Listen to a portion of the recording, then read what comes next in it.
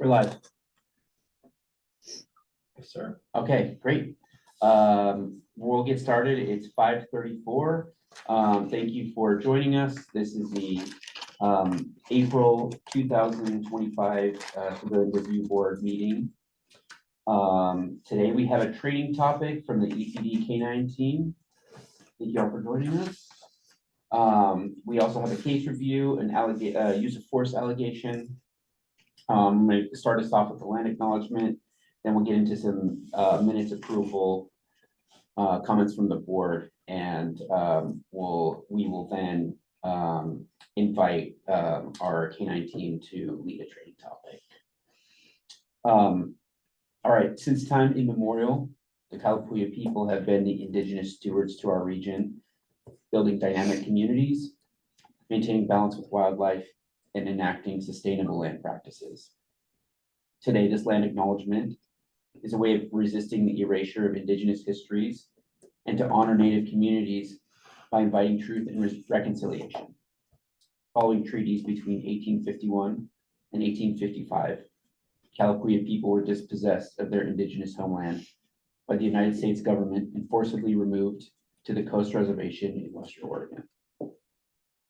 As we consider the impacts of colonization, we also acknowledge the strength and resiliency of displaced indigenous people. The city of Eugene is built within the traditional homelands known as Kalapuya Ilihi. Kalapuya descendants are citizens of the Confederated Tribes of Grand Ronde Community of Oregon and the Confederated Tribes of the Siletz Indians of Oregon. They continue to make contributions in our communities here and across the lands. We express our respect for the inherent political sovereignty of all federally recognized tribal nations and indigenous people who live in the state of Oregon and across the nation. All right, have you all had a chance to review the minutes from the February meeting? All right. Were there any recommended changes to those meeting minutes? All right, that's always the easiest part of the meeting. I move to approve the minutes. Seconds? Yeah, second. All right, all in favor? Okay. Abstentions. All right. Meeting minutes passed unanimously. And just to let you know, Monique is online and she also affirmed. Welcome, Monique. Nice to have you here. Hello. All right. Next item on our agenda is some comments from board members and commission liaisons. Do we have any active commission liaisons right now? Yes, from the police commission. Would you like to start us out, Clay? Yes, I gave a overview of the police commission's activities last month, and now I believe that they haven't met since then. We're meeting on Thursday, so there's no new update. Thank you. Yeah.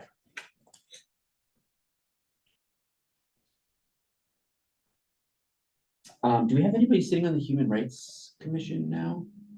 I don't think we have an active informational liaison right now. Okay. Well, we can go in clockwise order. Monique, do you have any opening comments?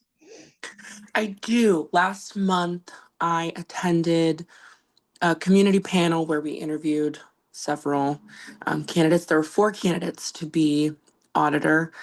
There were predetermined questions, and then depending on how much time was left, they asked us a few questions and we were able to ask them some.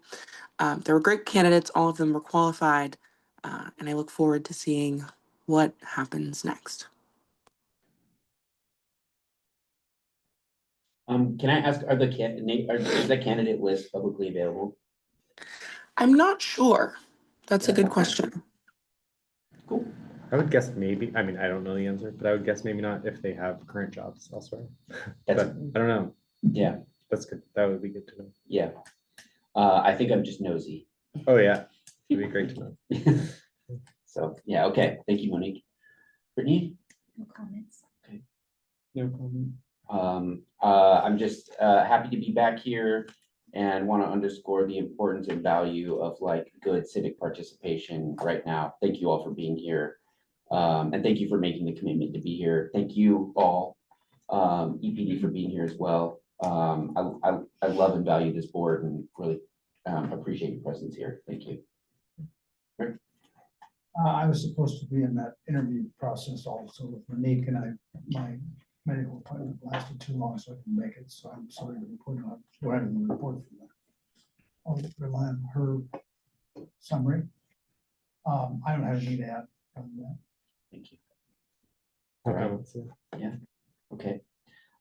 At this time, we'd like to invite the EPD K9 team to lead us on a training topic. Are y'all ready? Sure.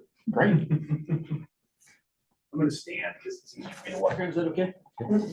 Okay. Uh, We can invite you to sit also. if you'd Hey, like to. where's the dog? Where's the dog? I'll go get the dog. You wanna grab it? Right now. I can grab it. Okay.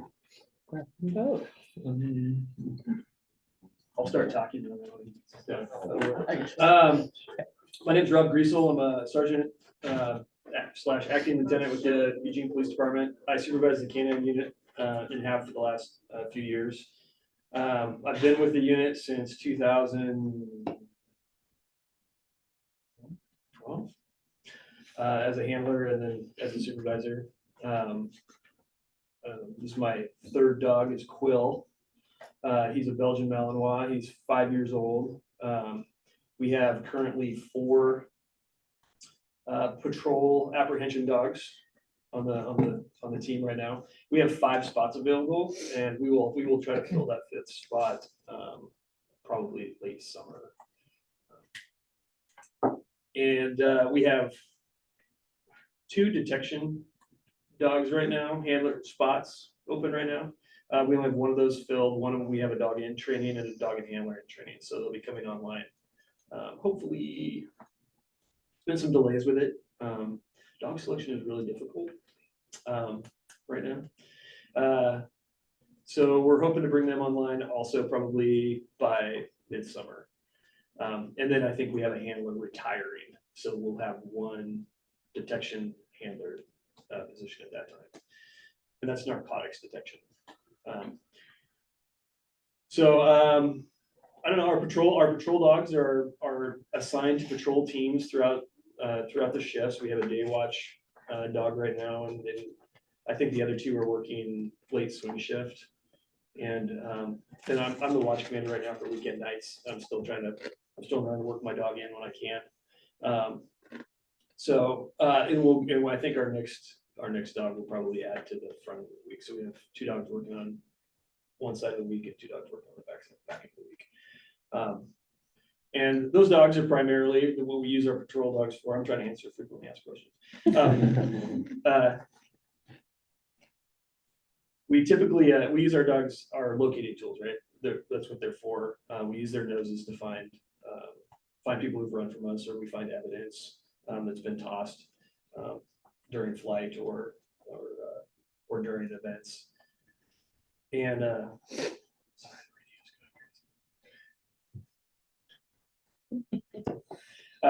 Jake may or may not be back. So we also use them as a show force. They're a very good deterrent to having people run and fight from us, so we utilize them in that capacity as well. And occasionally they're used as a use of force. They fall somewhere on the use of force scale around, if you guys are familiar with like less lethal devices, 40 millimeters, pepper balls, things like that. It's pretty rare. We don't use them a ton in that capacity. Most of the time they're just used as a searching tool, and the show force is usually enough to deter people from fighting with us. So evidentiary wise, they're great. If we were in a more open area, we have a demonstration at Adams Elementary tomorrow morning, and it's fun to do it in front of the kids because the kids love to watch the dogs work. And we take the kids. I have a box full of what we call articles that we have the kids hide, so the kids will go out and hide these things, and then we let the dog go find them. They're always so happy when the dog finds their article. It's kind of cute. But that's one thing the dogs are really, really good at, and we really enjoy it. They love that game. Everything we do with the dogs is a game to them. All our training is based around positivity. That's how we utilize our training method. We found that just to be a much more responsive training method. than the kind of the old ways that were around when I first started. Mia, I'm sure there'll be questions before the dogs get here. You guys have any questions about the way we work? Am I touching on enough things here? Yeah, pretty much. Like, how many apprehensions do you use a year approximately for the use of force? Use of force, I'd say we're probably around 7, maybe. I don't know the exact number. Yeah, but very few. It's very few, yeah, compared to the deployments. Like, our deployments are down right now because of our staffing levels. They pulled us. We used to be what we call the non-counter entity for patrol, where like we're a training unit. We train primarily, right? We have right now every Wednesday we train with the dogs with the full team, but we're training every night as much as we can with the dogs. These dogs require a ton of training. And it's constant, ongoing. These guys train on their own time when they're at home. They train during their shift. So training is really important. So when they pulled us back into patrol staffing, we're now tasked to the call screen. So we're subject to going to all the calls that normal patrol officers are. We usually send us in more of a cover capacity. But occasionally we get sent primary things where we've got to do investigations as well. And it's cut our deployments by half, just because we're unavailable for calls. And it's cut our training time down significantly, which is a little bit of a liability. We've tried to make it up. We try to make it up on our own as much as we can.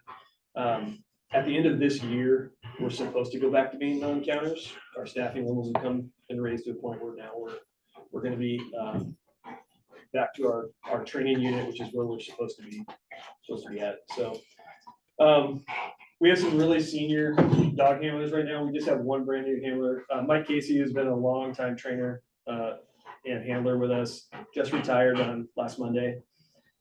We did wind up being able to hire him back in a temporary position just to help this transition as we build our new training program up.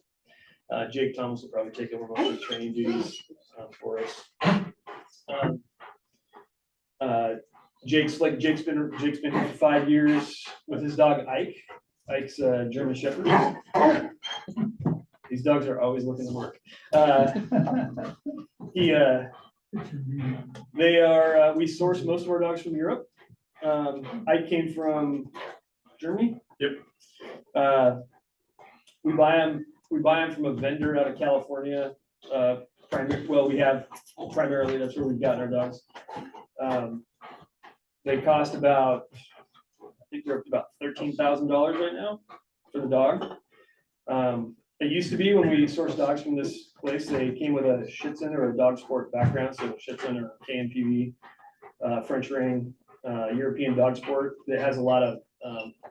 So dogs would be about 2 years old. We get them and they have a ton of training on them. We trained since they were 6 weeks old. A ton of training on them. The demand for canines is so high throughout the world right now that now we're paying that same amount for dogs that are 12 months old and have no training on them. So now we are getting completely untrained dogs and we're trying to get them on the street in the same 10-week time frame that we had before with a dog that had 2 years of training on it, which is really impossible. So we've had to kind of prolong some of this training. We're getting better at it. We're finding out all agencies are making this transition. So we're finding these ways to find better trainers, find better trained dogs. We're using different vendors. We're doing a lot to try to source different areas, trying to figure out this balance. Because before we could have a dog on the street and have him pretty much ready to go in about 6 months.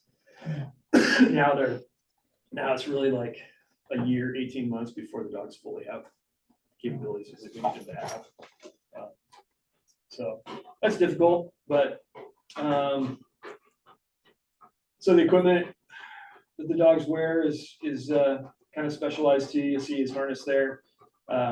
These dogs range anywhere from 70 to 100 pounds, and when we're chasing suspects through the city with these dogs, they don't run in a straight line. They don't run down jogging paths. They're going over fences. They're going 3 yards and through culverts and all that. So the harnesses that we buy for these dogs are designed for the handlers to have a little bit better capability for lifting. To carry them, they got to go over fences, through obstacles. The dogs have to be comfortable being put on shoulders, being handed off to other people. So we train a lot around that.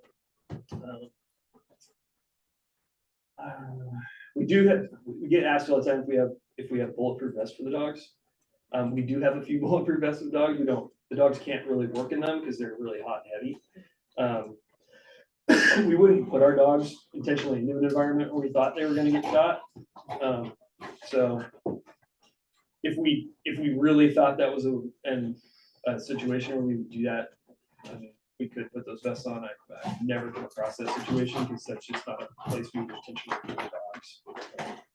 They're valuable to us. Like they go home with us at night too. They're members of our family. At some level, that's a frequently asked questions too. Yes, they go home with us. They live with our families.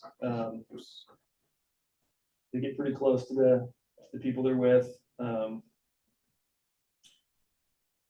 see, any other questions? Yeah, go ahead. So how much of them are funded by the Police Foundation? Yeah, a lot right now. Police Foundation has been, it's not, the Police Foundation hasn't been buying the dogs per se. Like we get individual donors that have been buying our dogs the last few years. And then the Police Foundation pays for a ton of our equipment and training, almost all of our equipment and training right now. Mike Casey and I just got back from the National Canine Conference down in Las Vegas. Like they paid for that trip. We're going on a training exercise with Air Force's SEER school coming up. The foundation's going to pay for all of that travel and food for us. When we need to buy crates or new harnesses or leashes or tug toys or GPS collars or all that equipment that would go to the dogs, the foundation pays for all of that stuff for us right now. So the department still is responsible for food, veterinary bills.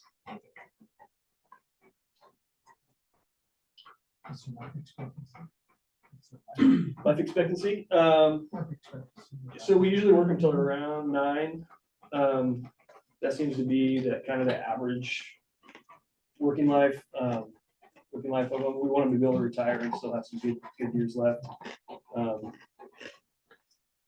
mean, they're at their best when they hit 9. It's hard to let them go. It's like most of the time they do have they get arthritic, things like that. You can see them slow down. You're like, okay, it's time. But that's also when they're at their best, right? They continue to get better throughout their whole career, just like all of us do. Do they do crowd control? No. There's actually a federal law that prohibits the use of canines for any kind of crowd control. So the dogs are never used for that. For detection, do they do explosives, anything like that? UOPD has a explosive detection dog. We haven't delved into that yet. I think we should. It'd be easy to cross train one of our patrol dogs to do that. Dual purpose them into that. We haven't gotten the okay to do that yet. I think it'd be a cool capability for us. And then narcotics detection is just the same thing. They just do narcotics.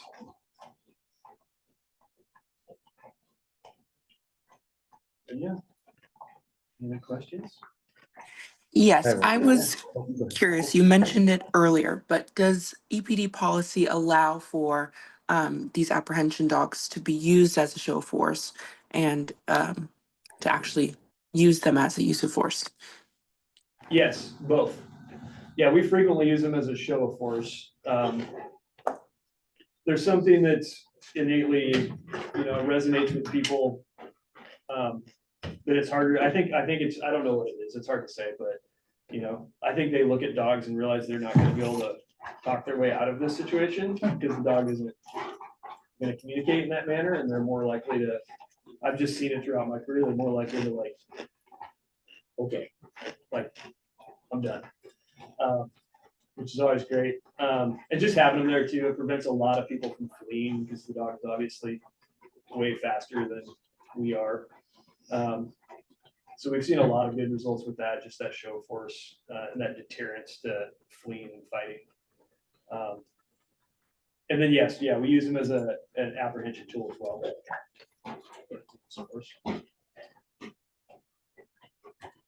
Okay, thank We're reviewing a case today that has sort of as a sideline, a canine officer in it, not a part of the case at all, but just it was in the scene. And I think you mentioned that you all have been assigned to patrol, and that's sort of why this person was there. And I'm just curious, like, how that has changed your work. And I know you're going maybe back off of that and being more specifically assigned to certain cases. If you could describe the difference in how your like on the street work has occurred, because I think in this case it sort of was surprising to have a canine officer at the scene. Oh, And It was sheriff though. oh, it was sheriff. Thank you. Yeah, thanks for clarifying that. Yeah. they operate in the same way we do right now. Yeah. Though, so I can talk that a little. I can speak that a little bit. So like I said, we answer the radio the exact same way as all the other patrol officers on the street do. So like same response to calls, same response to radio. We go to the same calls. We're usually, like I said, we're usually utilized in a more of a cover role, so we're there not as the primary investigator, but we're there just to assist. But we still we'll take photos, we'll collect evidence, we'll interview people, we'll write reports. So we do all the same things. And the only difference with the sheriff's office is like they will take primary, like they'll be the primary investigator as the canine handler. Like they don't differentiate at all with they don't have staffing to do that. So like they may be the primary investigator on the call, even though they are the canine handler too. So yeah, I just think that like for us, like this is such a specialized role and it's such a high liability position, trying to maintain a balance of allowing the dog to work, but you're in charge of what the dog's actions are, and he's a thinking and breathing, living, decision-making animal, and you're trying to balance that with what I need him to do and what he thinks he should do, and that takes a lot of experience and a lot of time and training to like be behind the dog and really understand what the dog is thinking and what he's telling you, because he's communicating in a different way, right? Like he's communicating through body language and tone and his tail flicking a certain way, his ears pointing in a different way. And like as the handler, you have to be able to recognize all those little signs and signals because he's telling you something, he's communicating something to you. You have to be able to read that. And you only get that through time and training, which has been significantly reduced for us the last few years. So we're looking forward to the next couple of years where we get back up to it. And I think that'll bring our unit to even the next level. I think we do a pretty good job as it is, but like it's invaluable to have that time and training. And I think it's such a valuable tool for us that it's important to get that back to that. So looking forward to that. So when that change occurs, for A, you'll have more time for training, which is great. And then B, you'll sort of be called out as a specialty unit on certain calls that you're called in sort of for this specialty that you can provide. Yeah, we'll still be assigned to patrol teams just like we are now. Yeah. But we won't be what they call counters. So the guys they will only be dispatched primarily to things that the dog can be utilized for. Okay. And when they're not being utilized for that, they will be training. I see. Or floating to calls where they think they can be utilized. Sure. Okay. And what that does too is allows us a little more flexible schedule that we can, like, if we have a handler that's going to be gone on the weekend, we can flex a day shift or another handler to the weekend nights where it's busier and where they can be better utilized. If we have a training event we want to get to, because right now, like a lot of our training requests get denied because of staffing levels. Once the staffing levels are back up and we're out of the staffing, we don't count as staffing. We'll be free to go to whatever trainings we can get our guys to. So like that's really important to get that time in. So looking forward to that. Dogs look forward to coming into work. They hate it. I was just telling my son as I was loading up, I was getting my uniform on, and this is my day off. So I was like, the dog's gonna be so excited when I walk out there. He sees me in uniform. He's gonna be like, what are we doing? It's not Wednesday. But, no, yeah, they definitely recognize going to work. He's gonna be really mad when we get home and he finds out we didn't work. So is there a place in the station where they are able to stay, where they're not working? Not right now. We're looking at some options as we're exploring some different things, but we're looking at some options of having a more permanent kennel housing situation that the police department owns. They just stay in our cars during the shift for the most part. It would be nice for us to have a kennel facility where we can put them. We use a private kennel when we have vacations and our families have to travel, things like that. We used to use just my Casey's house, but that wasn't really fair to him. So yeah, we found a private kennel that is comfortable and with working with these dogs and understands the capabilities, which is really important. And they've done a great job. Thank you for coming in on your day off. Really appreciate that. I noticed in the policy document that there's policies related to other uses of force. Is there a policy related to canine use of force? And do you think that they're in terms of like protecting officer and canine?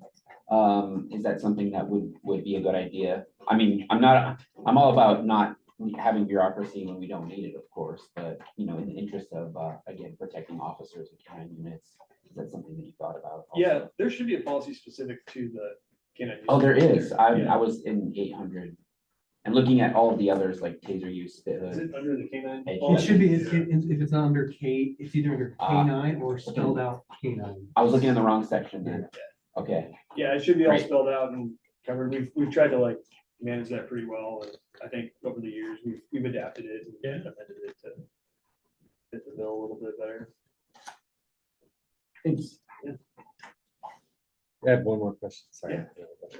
So like foreseeing in the future, at some point, we may come across a case that we're reviewing that involves a canine officer. So I have a question sort of about what you mentioned is that you're responsible for the actions of the dog on scene. And so I guess, can you like talk about that a little bit, about how, if you've been in a situation where things have gone awry and like how you train for that, or how we could understand that as civilians, like if we're gonna in the future watch a video where something goes wrong, how do we know, are there cues that we would know that the dog like made its own decision versus, Sure. I'm not, this is all hypothetical because we don't have a Yeah. case or anything. Yeah, it's happened.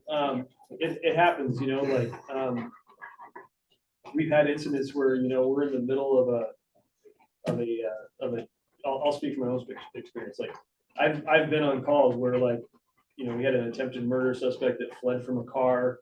We deployed the dog, we start moving along the path of travel of the suspect, but it's still kind of chaos. Like at the traffic stop, there's a lot of cops moving around. And a police officer stepped out from behind a car right in front of me. Well, the dog is, he's on his mission, he's hunting. And the dog just gets surprised by the officer that's right in front of him, and the dog grabs him. And I have to, like the dog, man, the dog lets go of him, apologize, sorry, we gotta keep going. Like I still have to continue on.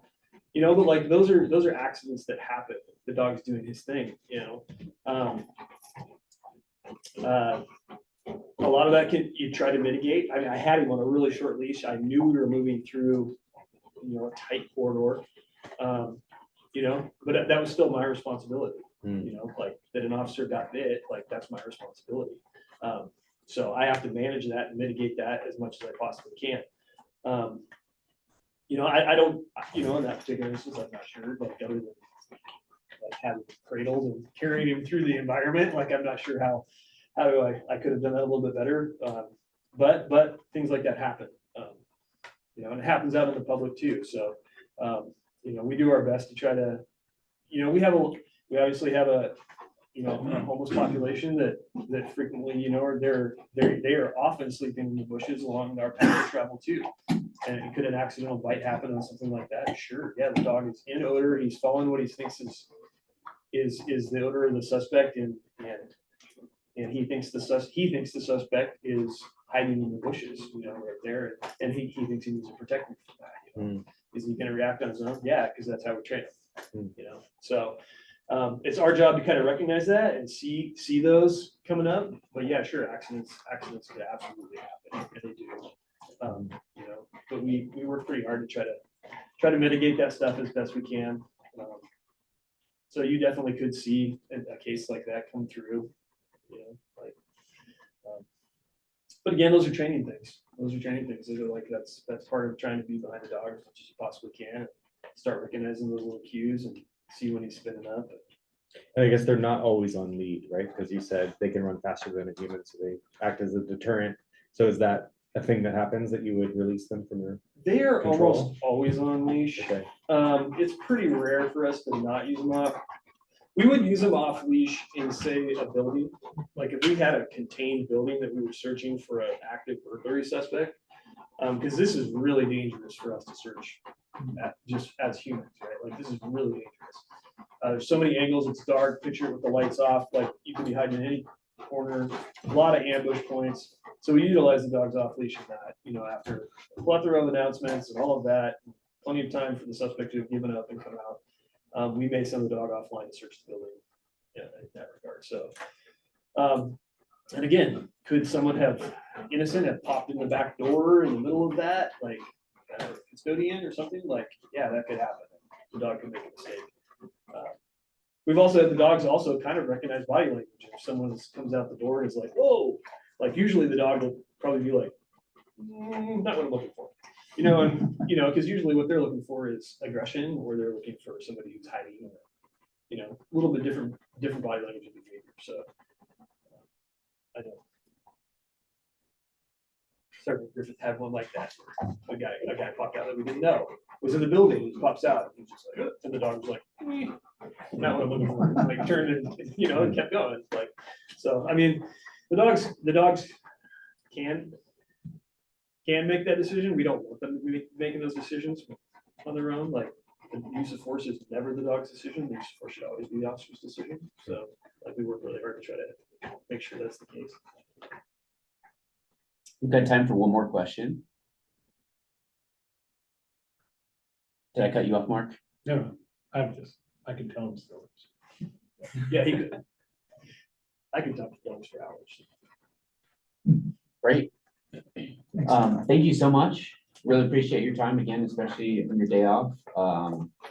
Really appreciate your presence here. Thank you so much. Yeah, thanks for having us. Yeah, thank you. Yeah. Thanks a lot. Thanks, Rob. Yep. Thank you. Are you staying? No. Okay. Unless you guys need to stay. No, I can. Yeah. You go home now. Thanks a lot. Thank you. Thanks, guys. Thank you.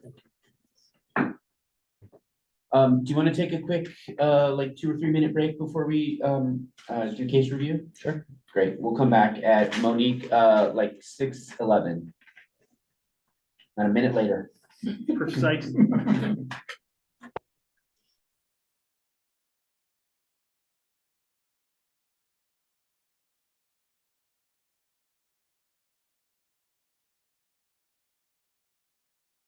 You, Lindsay. Thank you, Mark. Amanda, Beatrice. Let's start off. We're gonna start our first round of discussion off with complaint intake classification monitoring. And we'll go clockwise, which means that Monique, will you please start us off on this round of discussion? Yes, I thought that the initial observations of the auditor were appropriate.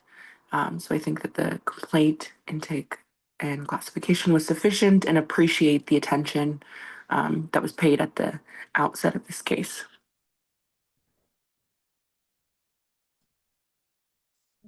Yeah.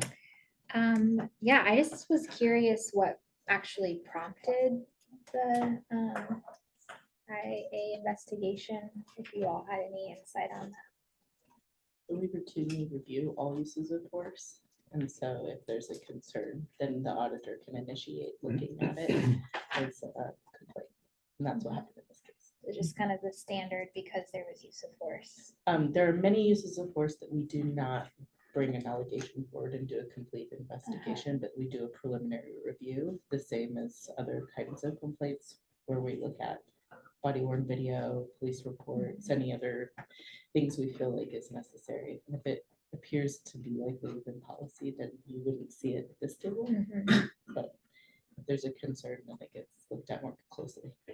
There's also a process internally with EPD where every use of force is logged, and then it goes through their chain of command to look at it and have comments throughout the chain of command about whether they believe it was or was not within policy. So sometimes during that review process, something might get flagged and looked at more carefully also. That was not the case in this one. So it's a strange transition because before we would have force before the body worn cameras and things like that. I'm certain we did more investigations because we didn't have film. And now we have film. And, when you, based on my experience, when you immediately go to an intermediate level of force, then I felt that it was important that we conduct officer interviews as a result of that intermediate level of force. And the only way to do that with our process is with the allegation I of see. misconduct. So, Okay, that makes sense. Thank you. I don't have any other comments. Just wanted to clarify. Thank you, Brittany. Thank you, because I had the same question about how it was internally generated. With that in mind, that I, was the complaint. It says internally generated, but that was the complaint. yes, from the, I don't think I have any comments. I overview with the plan tag classification monitoring, it all seemed perfectly good.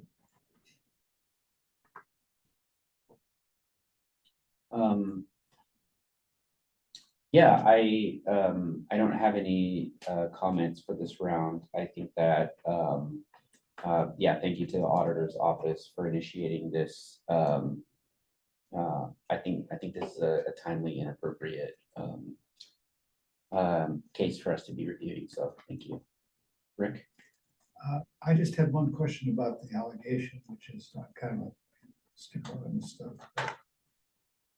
The allegation is kind of broad when it says that that there may have been unreasonable use of force in that when the taser was deployed. When the taser was deployed, because of what was it unreasonable? That seems to be the missing element of the allegation. What is it about the allegation that is too broad? It seems to me that it used to, all you allege, he used a taser.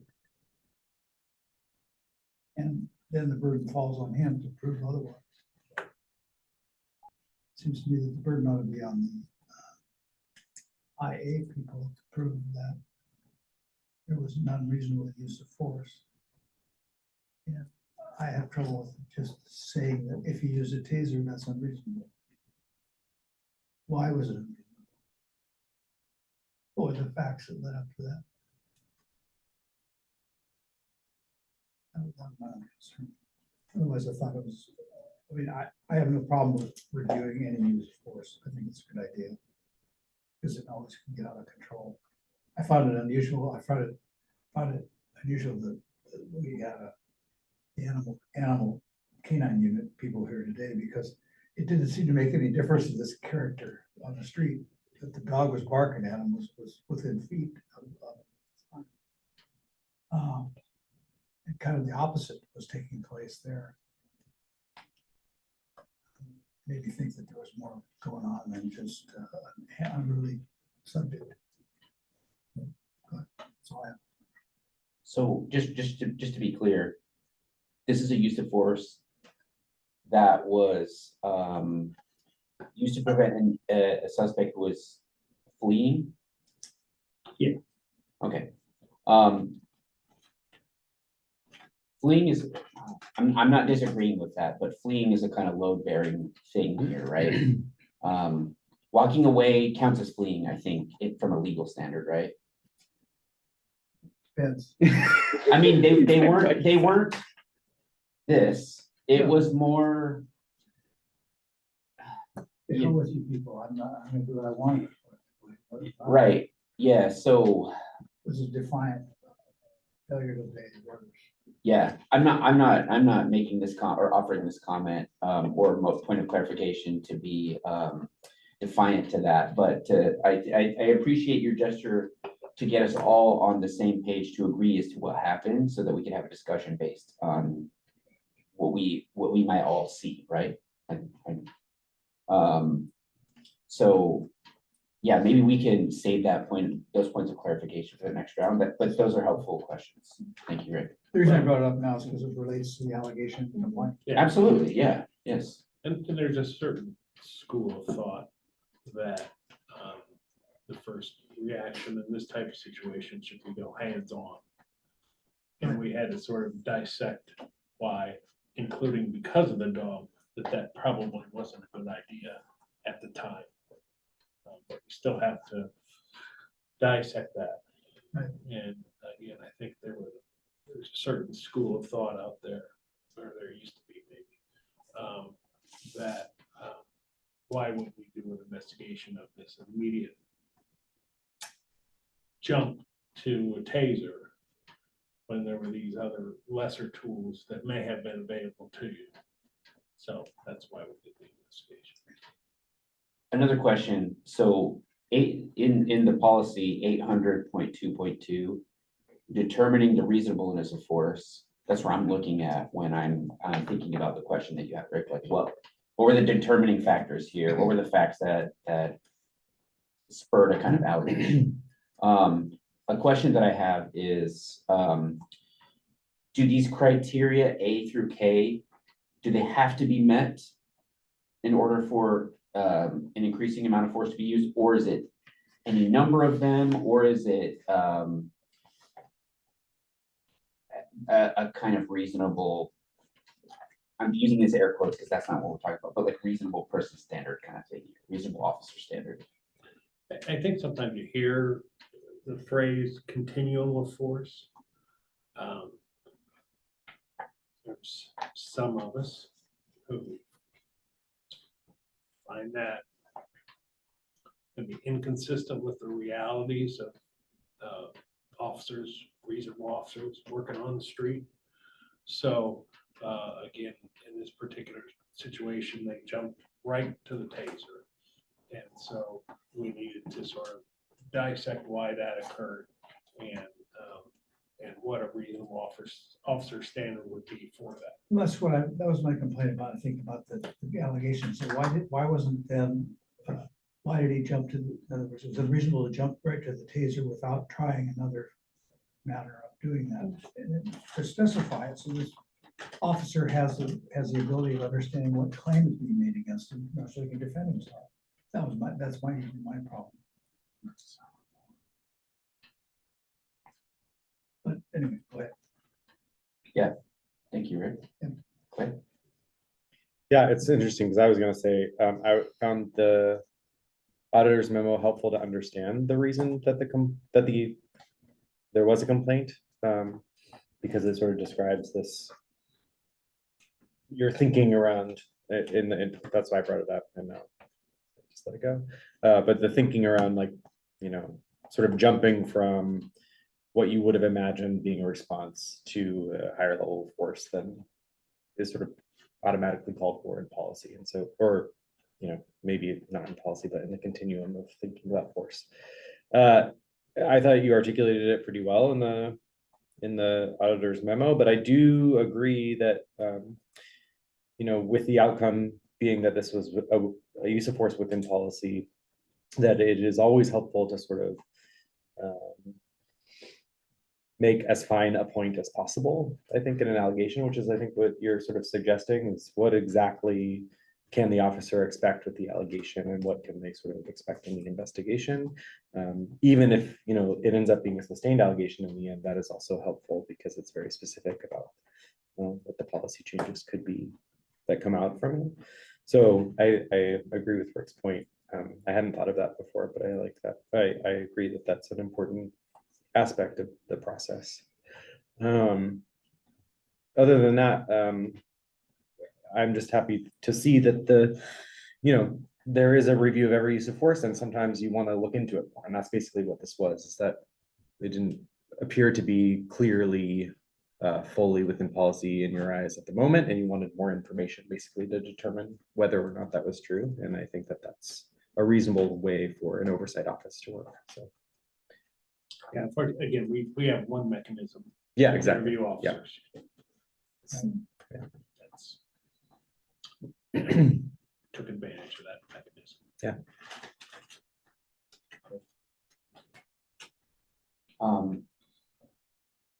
All right, Brittany, would you get us started in this, our second round, which is on relevant department policies, practices, and policy training considerations?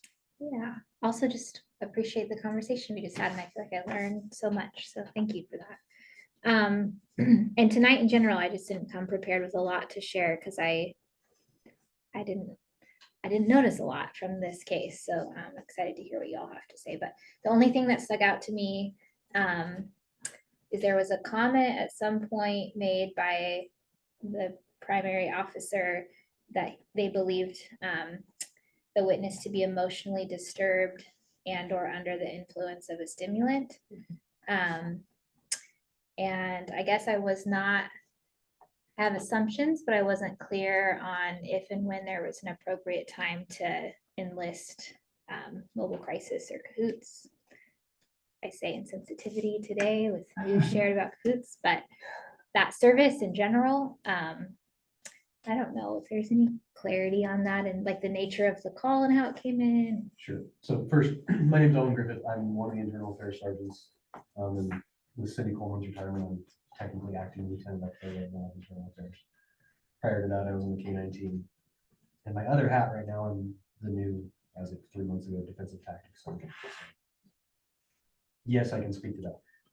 When it comes to an improper call like this, where the individual is throwing things, threatening employees, he's actively being violent. Mhm. That's one where we'd have generally have CAHOOTS stage if we felt it was that type of call. Mhm. In this case, we had, I guess I would say, a crisis of behavior, a crisis of action. And until they get there and they can get that guy calmed down, they may not even ask for CAHOOTS, because it's CAHOOTS right now can't do anything. We Mhm. love using CAHOOTS. We'll use CAHOOTS as much as we can, but this guy was so escalated. Yeah. I mean, you saw his initial contact with the officer. He was Yeah. immediately challenging to a fight. Mhm. At that point, yeah, you may perceive he's under the influence of something or going through a mental health crisis, but Yeah. CAHOOTS, that's gonna be a tough sell. Okay, that was kind of what it might say. So just to say what I'm hearing from you, like indicators of some violence, and then Yeah. which warrants the initial response, and then when folks arrive, until they can get like a fair assessment on what's actually happening to see if CAHOOTS, then they're not gonna. Sure. And he never really, or the individual never really allowed for that. And I can't recall in the video if the officer, if any of them offered CAHOOTS, because I can speak from my time on the street, you know, somebody who's really out of control. Go, Yeah. hey, do you want to talk to CAHOOTS? Just to at least, maybe that they've dealt with CAHOOTS before and had a good experience, but Yeah, in the moment when this guy's actively threatening to, I mean, to rip your head off, maybe don't quote me on that. Yeah. It's hard to. yeah, So, absolutely. CAHOOTS. And there was only like the one comment that I saw that even kind of referenced that might be what's going on with Sure. the person, so it doesn't seem like it was overly apparent. So that makes sense. I just wanted to clarify that. That's all I got. Nothing on policies or practices. I think my question really rests on trying to remember, because I'm in front of me, the list of certifications, everything of how often TASER training recertification is required, how many hours is expected of training. Because I believe the officer in question got recertified last year, Mhm. but it would have been maybe a decade before. And it had, I think, around 35 hours of training on it, of what the department standards are for. So TASER is owned by Axon. Axon is their own company, and they have, in order to use their product, we have to agree to their terms of use, which include training.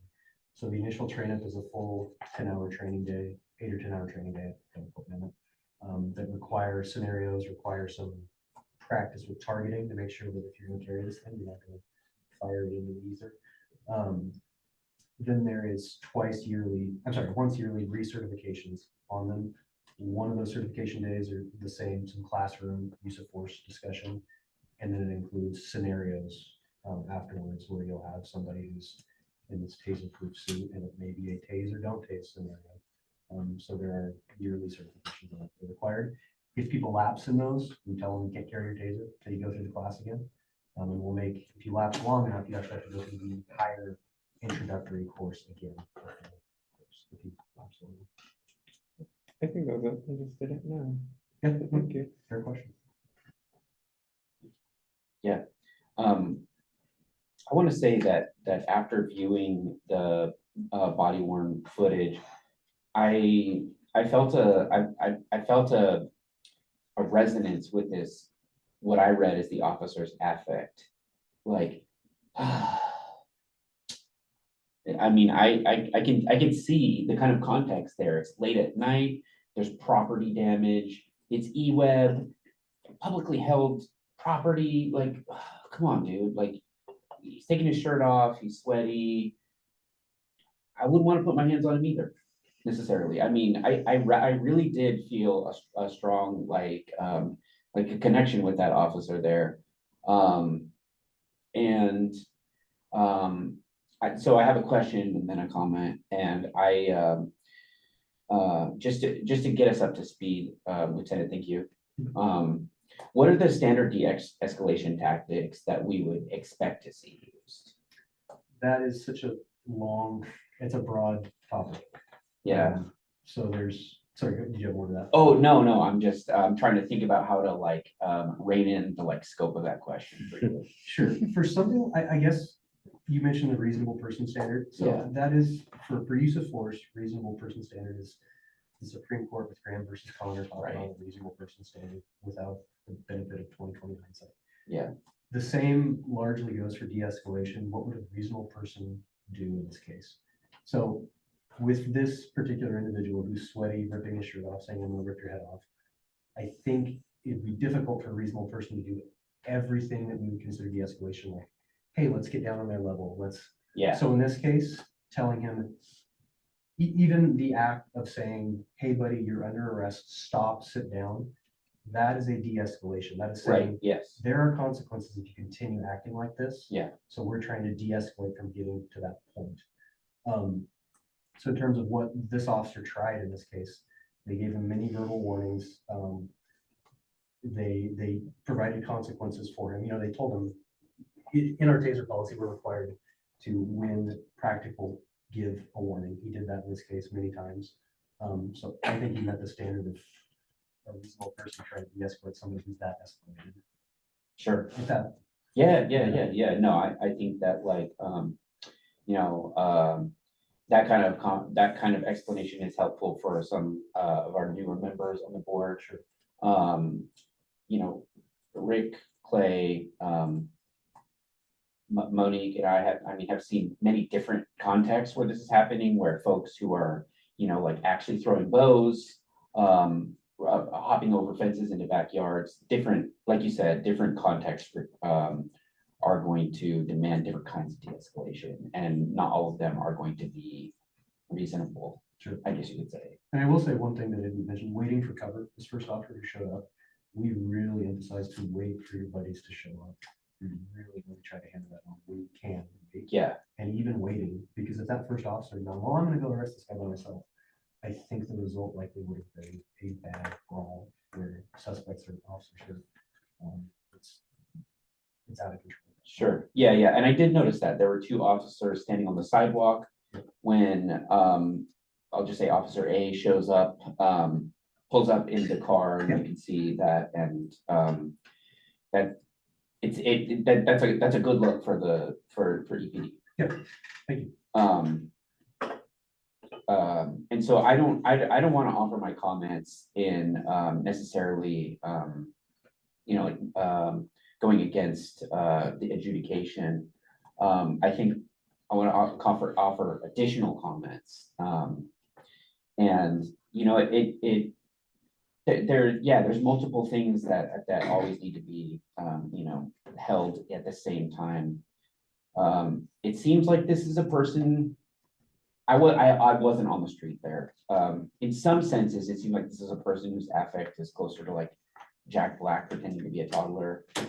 And I want to say that with sensitivity, but also there was this like near silliness to it, or there's a fine line between near silliness and like into crisis kind of thing. And so,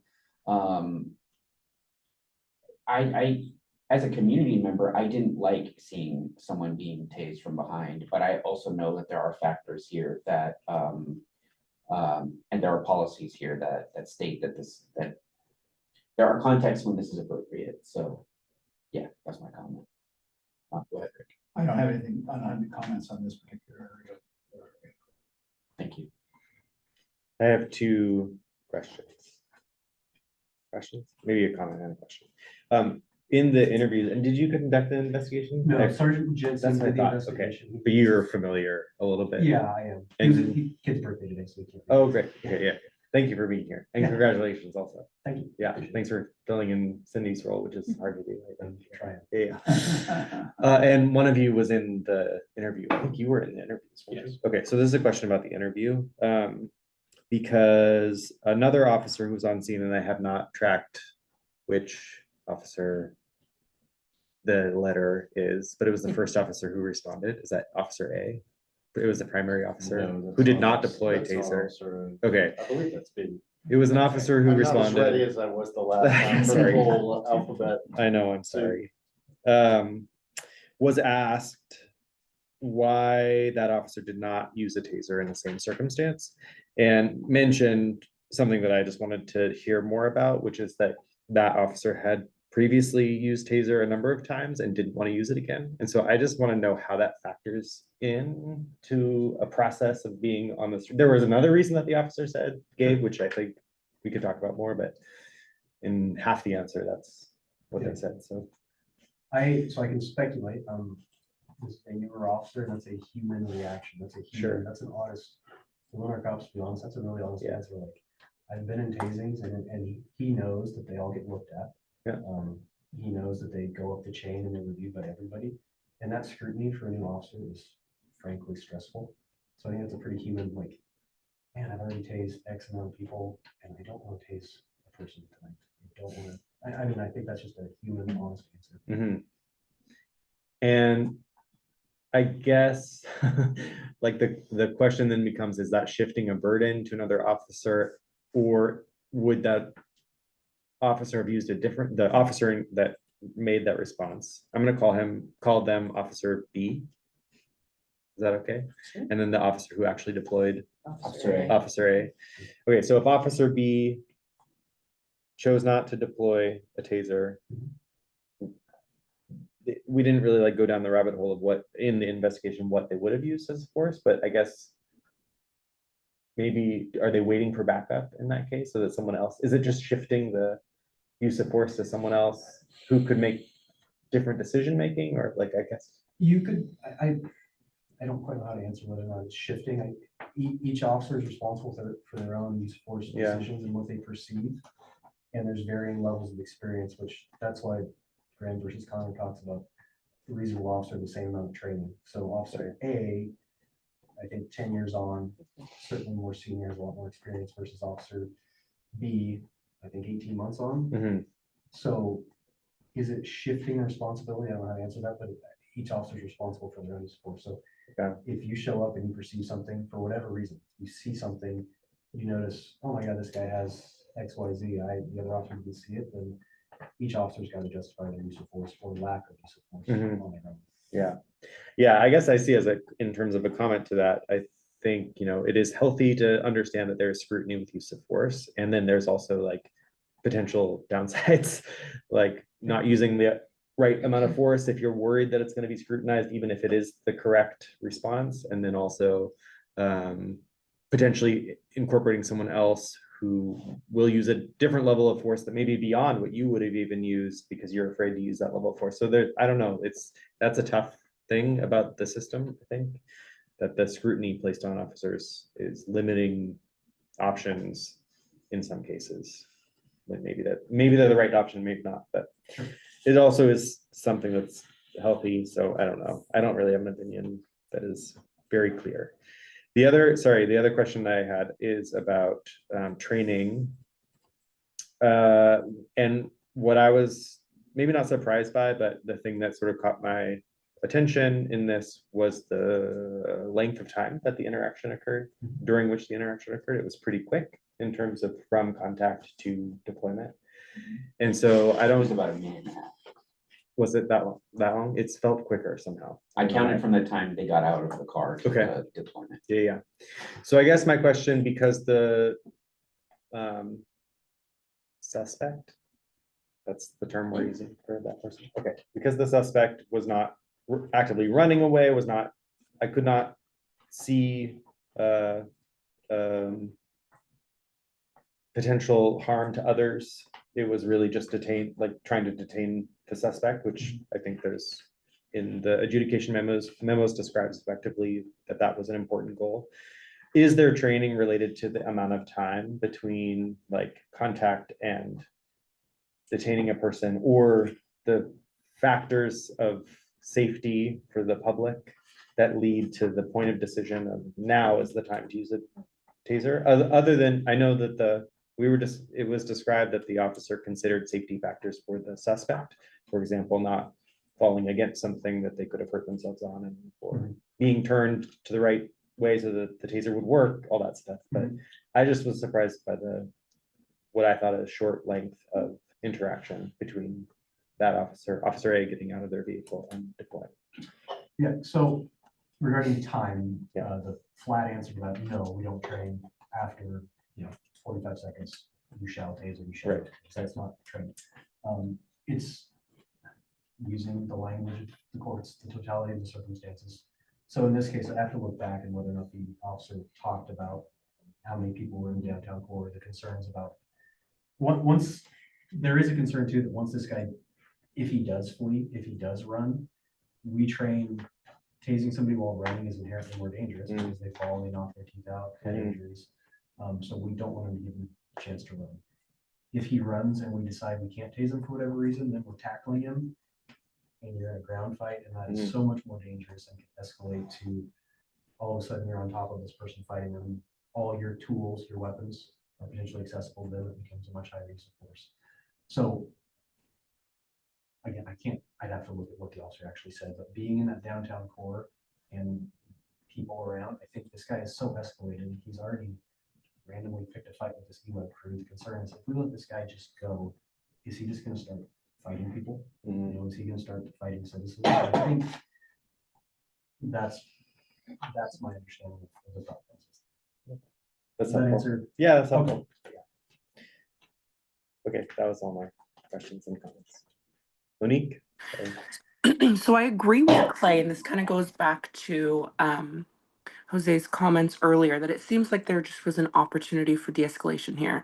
And so I don't know what specific training I could recommend, but just in general, I don't think we should be moving away from de-escalation. That should be a goal. I also agree that it seems like it was a short period of time for this interaction. And when I'm thinking of de-escalation, bare minimum, perhaps trying to talk the suspect down or out of the scenario or into complying, all of those things. I wanted to go back to the conversation quite a while ago where we were talking about the reasonable person standard. I think it's actually Graham v. Connor is a reasonable officer standard. So it's not just like what the average person would think, but it'd be an officer with specific training in all these different areas. So that's something to keep in mind. And in general, I think Mark talked about it, but I don't like the idea of using a taser before considering other lower level uses of force. That's a general standard. The facts in this case are a bit more specific. And so I'll talk about that in the adjudication section. But in general, I don't think that we should be offensively using such tactics. And I think that's all I have for this section. Thank you, Monique. All right, we are on to our round of adjudication recommendations. You're up. I will not wax poetic. I will go with within policy.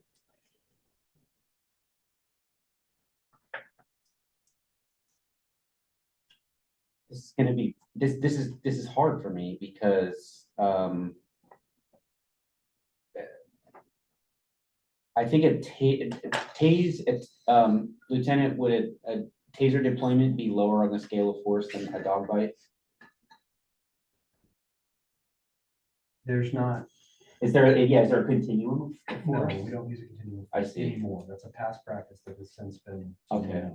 Sorry. It's considered a less lethal tool, just as a dog is. Sure, yeah, I mean, like you said, if a taser had been used and he got unlucky and hit his dome on a curb and Sure.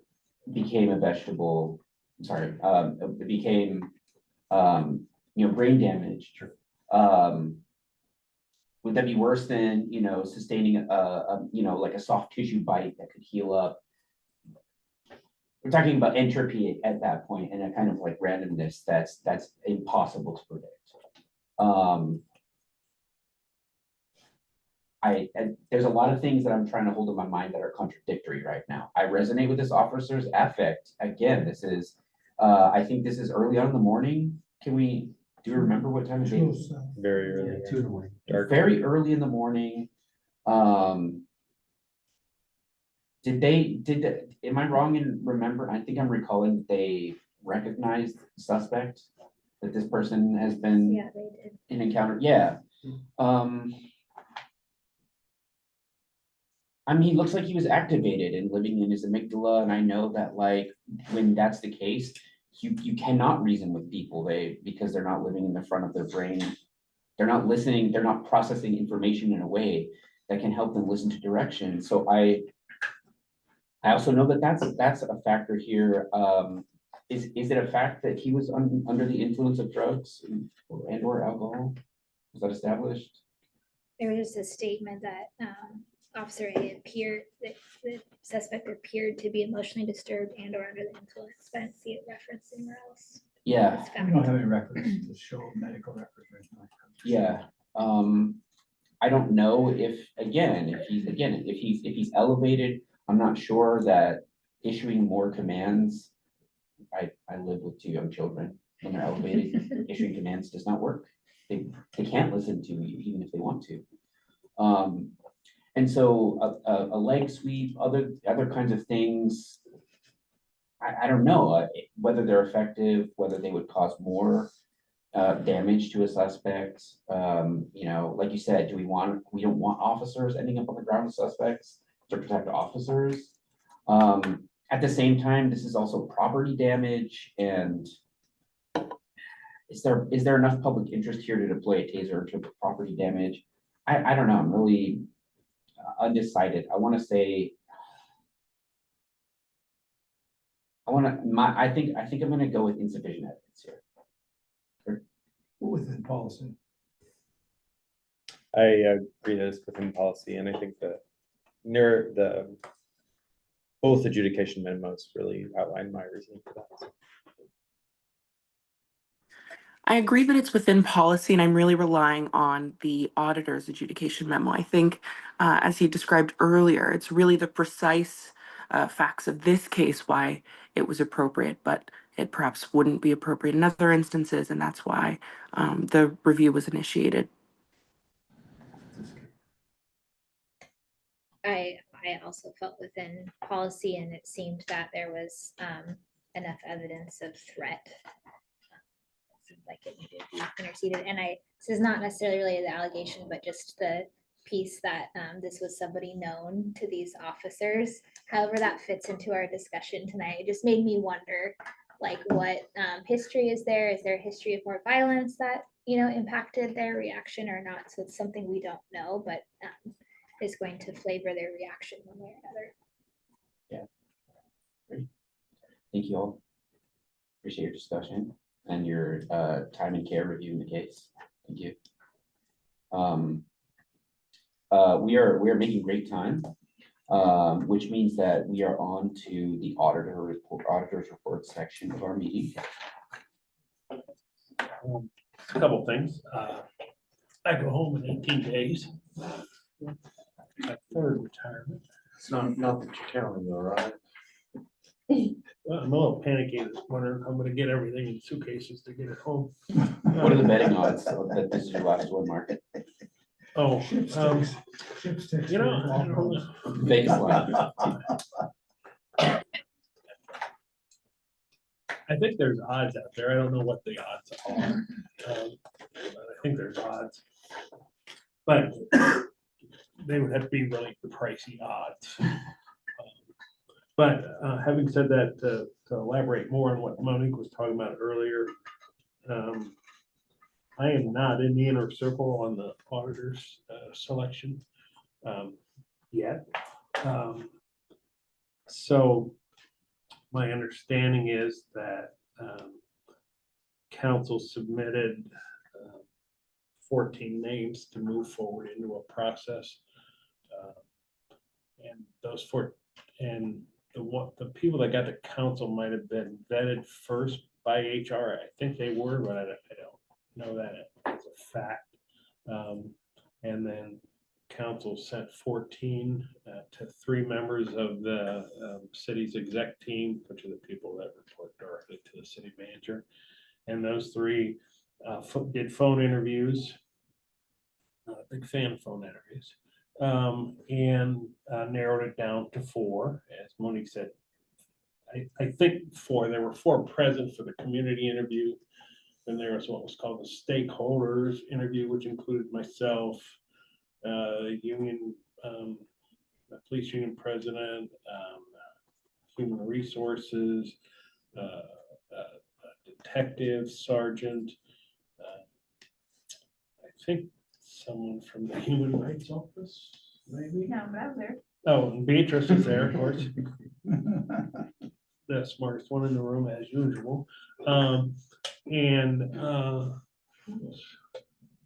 Christy had it. Oh, yeah, the one of the deputy city managers. See, that's what's important about this job, is forget everything that happened the day before. So we had our time with them, which was about an hour each, half hour each. They had 7 questions to answer. And we scored them 1 through 5, right? Okay. Again, we had this job. And then council interviewed them. And so at this point, I can guess how many people out of those 4 were going forward for like backgrounds and any additional questions, but I'm not positive. So I don't know where they are in the process. I'll probably find out more Thursday, because I meet with the council president and vice president as we start talking about transitions. So I may know more than that. I also do not know where they are on the boards and commissions selection. Do you know? I don't. They have in May scheduled a time for people to make, I'm sorry, April. Like 2 weeks from now, they've scheduled time for people to make their comments. So for those of you who have been through the process before, sometimes you're requested as an applicant to come before council and make a statement. So that's been scheduled. Monday. However, sometimes people who are sitting in chairs and reapplying are not requested or required to come and make a second statement. So if you haven't heard, it doesn't necessarily mean one way or the other, especially if you're an incumbent. So they're moving along, and I think their intention was to try to get people placed a little bit sooner than they have in the past. They've kind of shifted the process up a good month or so. So they're in good shape to have people placed by July 1st, which is when the next terms start. And then also in your packet, which has generated some interest already, Beatrice and I worked on just crafting sort of a draft blueprint, very basic concept for a strategic plan for the next 2 years. So there's at least some framework that the new auditor could come in and whatever the board composition is. I'm just suggesting it since it's my last meeting. but we ought to be on a tactical pause until the new auditor is on board and the new CRB is on board. But I wanted to give that to you before I left to sort of, again, give you a framework of how you want to go forward. Because as you're seeing from these cases and stuff is that we're transitioning away from more allegations. I think in 2024, there were 12 allegations. I thought you were doing the annual report. I am, it's not done yet. Oh, yeah, we got that section. I think there's like 12 or 13 total allegations, when we used to have 30 some. So there's gonna be less cases for you guys to look at the allegation level. So, the question becomes is how much do you want to increase your community contact? Because of the way things are changing in the office. We're always going to be necessary because, again, unfortunately, a lot of the reason we're crafted and we're here is for that bad thing that happens. Everything's fine while it's fine. And then when it's not fine, it's not fine. And so, but there has to be some consideration in the transitioning into a broader based, wider community contact model. And that's sort of how we crafted it. And all the applicants were very engaging about being involved in the community. But again, we all, I've learned over 40 years, unless people have some sort of direct involvement, it's unlikely that people will engage. No one ever calls the utility company until your power goes out. Nobody complains about the police until they don't come when you want them to come, or when you don't want them to come and they do come. And so it's sort of that same dynamic that we have. So, but I do think that expanding into the community this is a good opportunity to do that. And it's been, I think they're waiting for me to leave because it's been really quiet with the officers for the most part for a little while. And because I think I've always been pretty clear about the expectations. I think there's a good group, but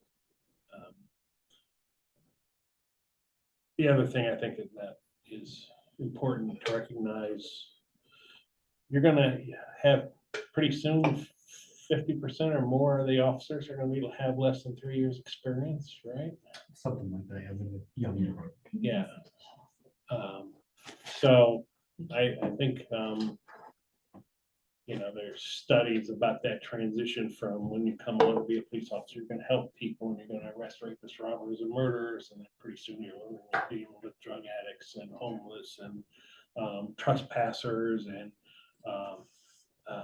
people who don't, obey your commands and things. And so that 3 to 8 year period is a really defining time for police officers. And then you're going to see a lot of people moving into that sector within their employment. So again, making sure that we're out there listening to the community. And Beatrice has done just an absolutely phenomenal job in networking with a lot of different groups in the community, and will continue to do that.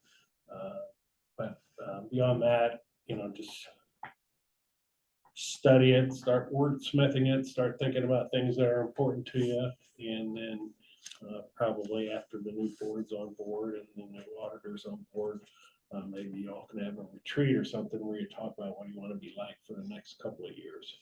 So that was my thought when I put that together. But since this is my last meeting, and I'll be far, far away in your next meeting in May. So I want to get that out there for you. Thank you. Any chance we get you back? He's already promised to be on Zoom for the next meeting. It cost a lot more. I'm very hopeful. I'll just Very label hopeful. you a fire feed or something. Call you a fire Yeah, feed. I'm very hopeful with the candidates and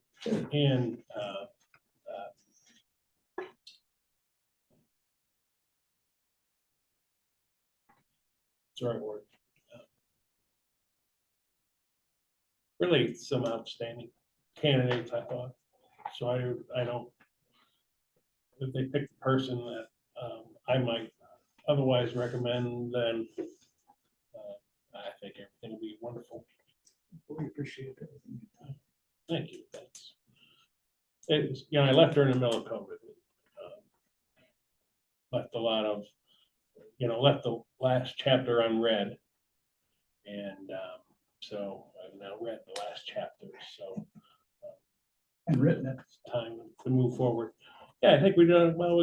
I got, great people to work with. I was just saying to Rob, because they're both 25 hours. So, and Lindsay's here more than Rob is, which is, that's fine. But I still miss him because, again, he has a good perspective. And it's always, the more people you have to bounce ideas off of, the better. And they're both brilliant people, Dr. Foltz and Just Rob, no doctor. just Rob. And Beatrice and Amanda with our LA commute. It's been they're just great people to be around. So I'm sure that the next person will realize that. It'll just be interesting how, wondering if they'll have as much fun dealing with the bureaucracy as I do. Says with a hint of sarcasm. But beyond that, it's been a great experience, and I really admire all the work that you guys do, volunteer to do all this stuff. Monique, can't see anybody. Really appreciate that, and it's really an honorable service to the community what you do. Put yourself out there to judge people, because again, nobody else gets. You are the community when it comes to judging things, because of the Oregon Public Records doesn't let the whole community just judge the actions of officers. Only 7 people do, plus our office. And it's regrettable that that is the situation, but it is what it is. And so I really admire the work you do on behalf of the community. So thank you. Here. Thank you, Mark. I'd like to note that Rob has on a Florida Gator shirt.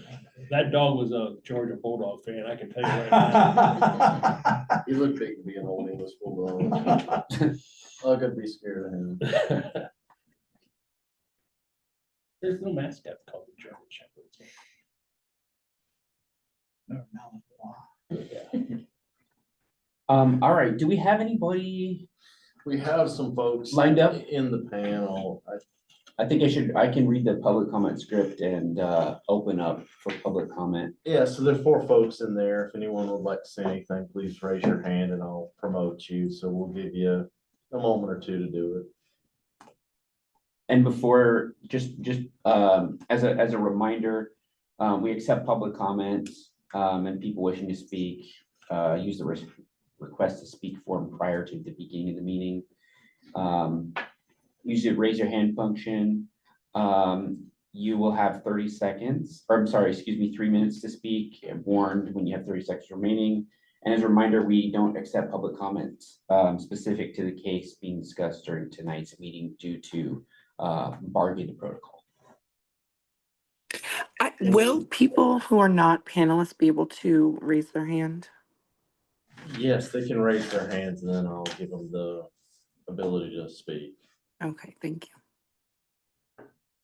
Then we have no volunteers, so I'll kick it back to you. Back to us. Yes, no one volunteered. Okay, great. At this time, it's time for closing comments. That would, if we're going in clockwise fashion, that would be me. Again, I'd just like to put the spotlight on the infrastructure behind the Civilian Review Board. Thanks to everybody who makes this work possible for us to come here and meet. Beatrice, Amanda, Rob, Lindsay, Mark. Thank you to Griffith, for coming here and fielding questions. I'm hoping that we can continue to maintain the spirit of public service and, you know, in a time where we're really gonna need it. So, Rick? I have nothing to add, thank you. Yeah, thanks all around. Thanks, Lieutenant Griffith. You'll get a lot of questions from us as you come to these in the future, so thank you in advance. I really would like to thank whoever changed how the information is organized for us to review, because that was way easier than in previous months and super, super logical. And yeah, I love folders. So thank you for listening last meeting. Just the power of communication. We know, 'cause we see it differently. than we all Totally. see it, so that Yeah. was- So I feel like I requested that training topic and I feel like I benefited from it. So yeah. You did a great thing. Well, thank you for doing that. It does save a lot of time. So that's really helpful. I appreciate it. Okay, Monique? My only opening comment is that I'm grateful for Mark's brief tenure back. I think that was really important to have somebody in that role.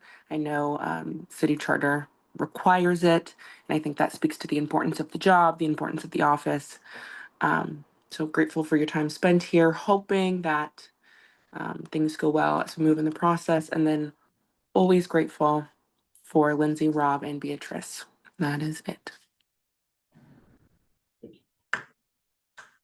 Just say ditto. Thank you so much Mark, for your work, and it's good to have us all back together again. Appreciate that. I have no further comments. All right, and I don't have a gavel.